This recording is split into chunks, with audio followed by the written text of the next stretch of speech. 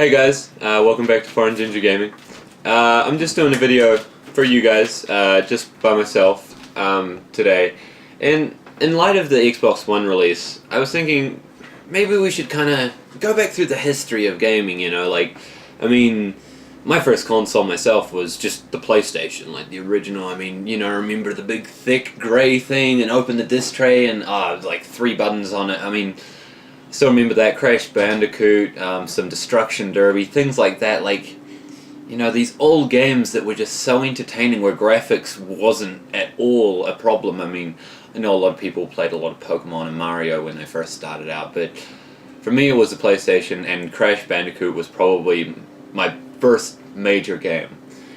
Then as things went along, my first encounter with the Game Boy, I got to borrow my friend's Game Boy Color when on my first trip here to America in 2005, and I played so much. I clocked one of the Harry Potter games, the entire thing. It's just ridiculous. I didn't realize how amazing it was at the time, but to have a handheld that was in color and just, it was so portable, it was so great. And I don't know, it's just the idea of handheld gaming to me, it never encountered me before, and I really, just this ability to just have something in your pocket and pull it out and it's just there and able to play. I really enjoyed it. Then, come to Christmas, about 2007, I think, we got the PlayStation 2, me and my sister, and the technology of that was crazy advanced for a lot of stuff. Even stuff like SingStar, I know a lot of people don't probably like that, but the ability to sing into a microphone, into a console, and for it to hear what you're saying, we were pretty impressed by everything.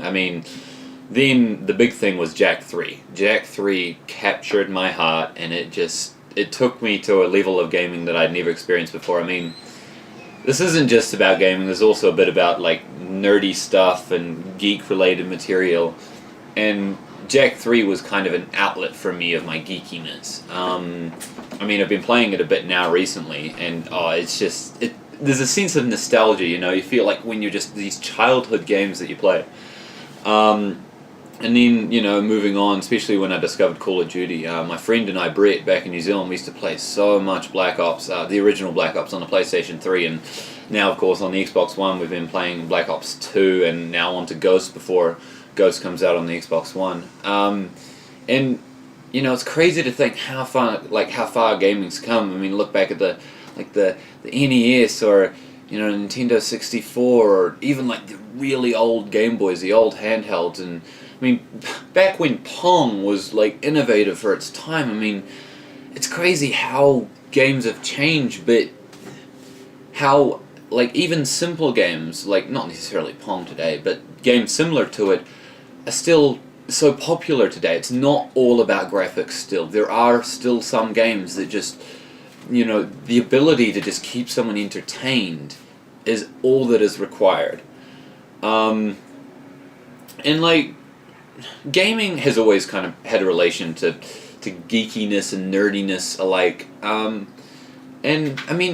it's not a problem today. And it's kind of weird. I've always grown up being kind of a geek and a nerd.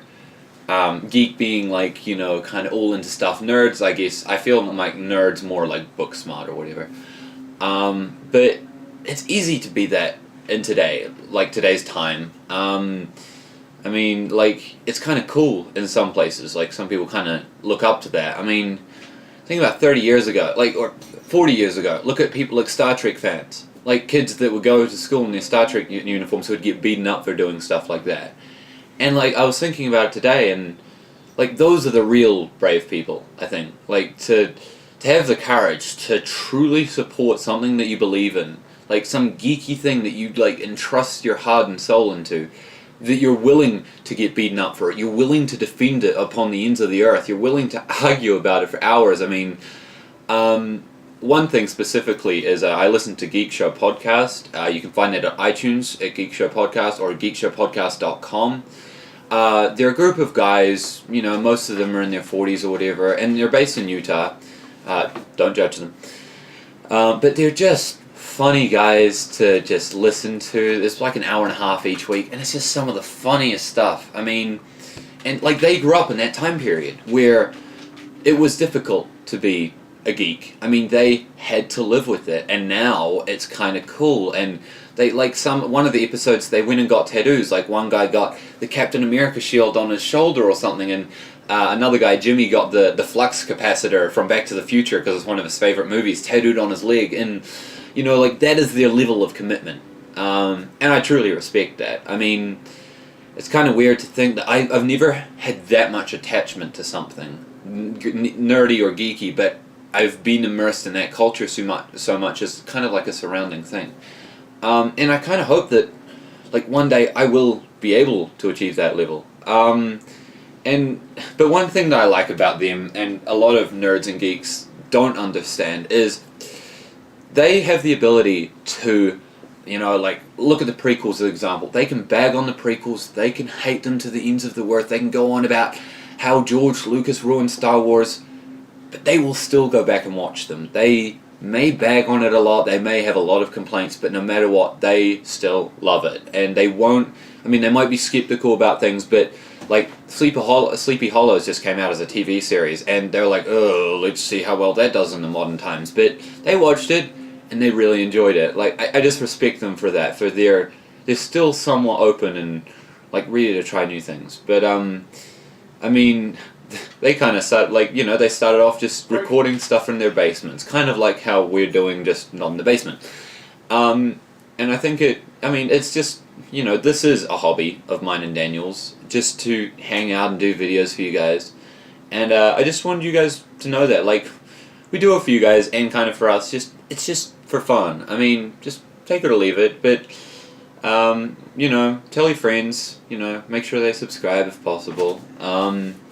And in about, you know, 7 days, no, not even 6 days, the Xbox release is coming out, and oh, we are so excited. We're going to be filming on site.